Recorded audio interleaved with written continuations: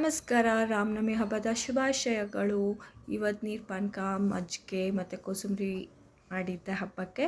ಇದು ಮುಗಿಸ್ಕೊಂಡು ನಾವು ಹೊರಟಿದ್ದು ಪಂಢರಪುರಕ್ಕೆ ಹೋಗಬೇಕಿತ್ತು. 6:30 ಟ್ರೈನ್ ಇತ್ತು ನಮ್ಮದು.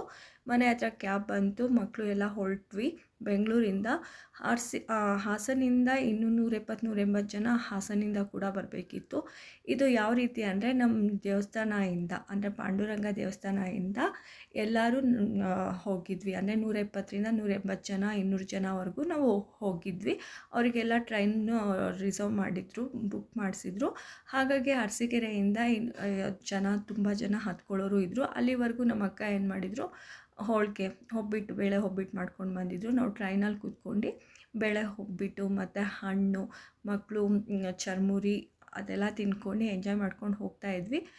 ಆಮೇಲೆ ಟ್ರಿಪ್ಪು ಹೇಗಿತ್ತು ಅನ್ನೋದು ನಾನು ಹೇಳಕ್ಕೆ ಹೊರಟಿದ್ದೀನಿ. ಪಂಢರಪುರದ್ದು ಮಾರನೇ ದಿನ ಏಕಾದಶಿ ಇತ್ತು, ಹಾಗಾಗಿ ತುಂಬ ರಶ್ ಇರುತ್ತೆ ದೇವಸ್ಥಾನ. ಅದಕ್ಕೋಸ್ಕರನೇ ನಮ್ಮ ದೇವಸ್ಥಾನದಿಂದ ಎಲ್ಲರಿಗೂ ಕರ್ಕೊಂಡು ಹೋಗ್ತಾಯಿದ್ರು. ಇಷ್ಟಿಷ್ಟು ಅಂತ ಅಮೌಂಟು ಶೇರ್ ಮಾಡಿದರೆ ಸಾಕು, ಎಲ್ಲರೂ ಹೋಗ್ಬೋದಿತ್ತು. ಹಾಗಾಗಿ ನಾವು ಹಾಸನ ದೇವಸ್ಥಾನದಿಂದ ಹೊರಟಿದ್ವಿ. ಆಮೇಲೆ ಹೋಳಿಗೆ ಎಲ್ಲ ತಿನ್ಕೊಂಡಿದ್ದು ಬರೋವರೆಗೂ ಅರಸೀಕೆರೆ ಬಂದಿದೆ ಗೊತ್ತಾಗಿಲ್ಲ. ಅರಸೀಕೆರೆಯಲ್ಲಿ ಎಲ್ಲರೂ ಬಂದು ಹತ್ಕೊಂಡ್ರು. ಅವ್ರ ಜೊತೆ ನಮ್ಮ ಪ್ರಯಾಣ ಶುರು ಆಯಿತು.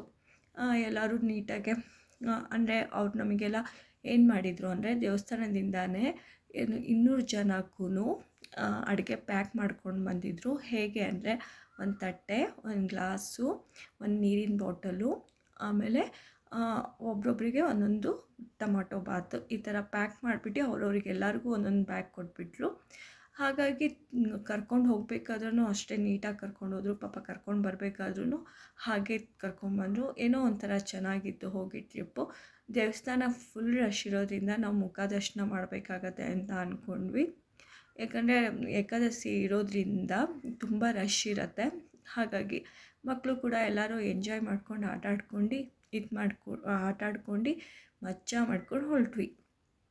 ಆಮೇಲೆ ಅರಸೀಕೆರೆಯಿಂದನೂ ತುಂಬ ಜನ ಹತ್ಕೊಂಡ್ರು. ಈ ಥರ ಇತ್ತು ನಮ್ಮ ಹಬ್ಬ.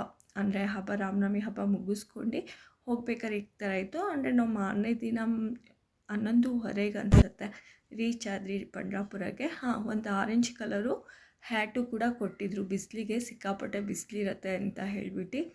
ಅದರಲ್ಲಿ ಟ್ರೈನಲ್ಲಿ ಮಕ್ಕಳು ಒಬ್ರಿಗೊಬ್ರು ರೂಡೋ ಆಟಾಡ್ಕೊಂಡು ಟೈಮ್ ಪಾಸ್ ಮಾಡ್ಕೊಂಡು ಹೊರಟ್ವಿ ನಾವು. ಹೀಗಿತ್ತು ಪಂಢರಪುರದ್ದು ಮೊದಲನೇ ದಿನದ್ದು ಪ್ರಯಾಣ. ಮತ್ತು ಪಂಢರಪುರಿಗೆ ಹೋಗಿ ನಾವು ಯಾವ ರೀತಿ ದರ್ಶನ ಮಾಡಿದ್ವಿ, ಎಷ್ಟು ರಶ್ ಇತ್ತು ಅನ್ನೋದು ನಾನು ಮುಂದಿನ ವೀಡಿಯೋದಲ್ಲಿ ನಿಮ್ಮ ಹತ್ರ ಶೇರ್ ಮಾಡ್ಕೊಳ್ತೀನಿ.